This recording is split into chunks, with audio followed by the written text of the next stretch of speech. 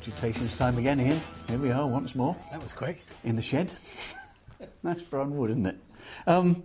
Yes, let's get straight to business. Our industry is full of big numbers, isn't it? Everybody hypes every number that they've possibly got. And now we've got another one. I mean, a seriously big number about the industrial internet, whatever that is. Industrial internet, exactly. What is that?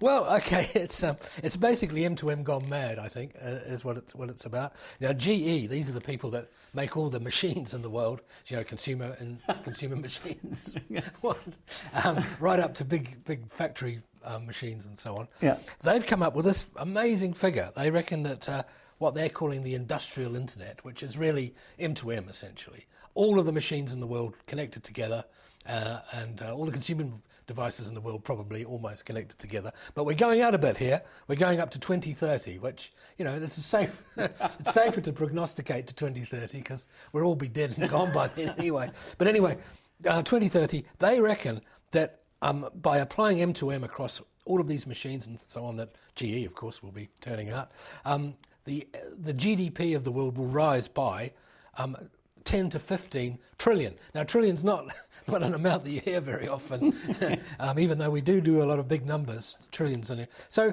probably by 2030, okay, I can go along with that. But they've done a very good paper, actually. It is really quite compelling about how you grind extra efficiency out by linking all the machines together and doing stuff. So it's a whole lot of impacts right across the economy. It makes sense to me, and they reckon 10 to 15 trillion by 2030. We'll all be the richer. We will, but what we're going to spend it on? Stuff from GE, I suppose. More machines. Yeah. So both you and I, Martin, have been hearing about something called Moore's Law for at least 20 years, haven't we? And how it's kind of going to run out. This is where everything increases by 1.5 times every year, or halves in price. And it's all to do with how small you can get transistors on a chip. That's right. Well, actually, you see, you're giving away how old you are because we are forgetting. Moore's Law came in 1965, would you believe? It's all about hardware. 1965, right? Moore, your man, not old Moore, but Moore the bloke, said, look, the way microchips are going, we think we can cram on double the amount of transistors onto a microchip once every year, 18 months, and that'll probably last for 10 years. So the machines will be faster, more efficient, and so on. In fact, Moore's Law has lasted to this very day. But over the past couple of years, Jeremiah's have always said, no, it's going to fail one day. But it's been getting closer to it because our abilities to miniaturize with the components and the silica we use now and coming to the end, and people are saying, well, now we're going to have massive parallel processing, and we can't make anything smaller. Not so, it seems. A team of scientists in the States have come up with these things called carbon nanotubes, which basically is a sheet of carbon which is rolled into tiny tubes, chopped up, and will conduct everything through that at massive speeds in parallel on a chip. And it just seems that Moore's Law will continue until, as the scientists say, we don't think we can get below atom size. But they think that's possible by 2030. So we could have atom-sized transistors on silicon substrate or some other substrate by then. 2030 again. Big year. White spaces, Ian. What can you say about them? There's nothing in them, is it? Okay. Yeah, a blank sheet of paper, aren't they? They are. Well, in the UK, they've come to a decision where they're going to use the white spaces, and they've worked out how to allocate them. Ofcom, which is the regulator here, is going to set up a kind of database system. So all different types of technologies and different types of companies are able to use these white spaces. They'll be licensed to use them.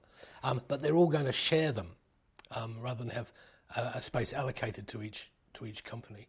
And the quid pro quo is that the device concerned has got to go on and look up a database to find out whether it's allowed to use X space in X geography every time that it uses them. So it's quite interesting. And I think, you know, it's almost ironic in a way, because these white spaces are from the old days when you needed a great big guard band between two television channels, essentially, otherwise they'd interfere with each other. But now, of course, their electronics are so clever that you can use, you can use different devices in the same spectrum, and they're using the white spaces from the old times. I would refer my learned friend to the case of Everything Everywhere and the people with PVRs. Look what's happening with them digital TVs. Those are near the Everything Everywhere 4G. Their TVs don't work, so what's happening there? Yeah, but the TVs are they're old unintelligent things, aren't they? So returning to spectrum issues, actually, Martin, in the UK there's been a big furore about licensing and auctioning spectrum for 4G, hasn't there? And where the money's going to go. George Osborne stood on his hind legs in the House of Commons and gave his autumn statement. And he's come up with his sums. And to put some kind of a gloss of good news on it, he actually said that the amount of borrowing, government borrowing, that's taking place, he missed all his targets, but he said the amount of public borrowing that's taking place is down. And it's going to be down by quite a significant sum.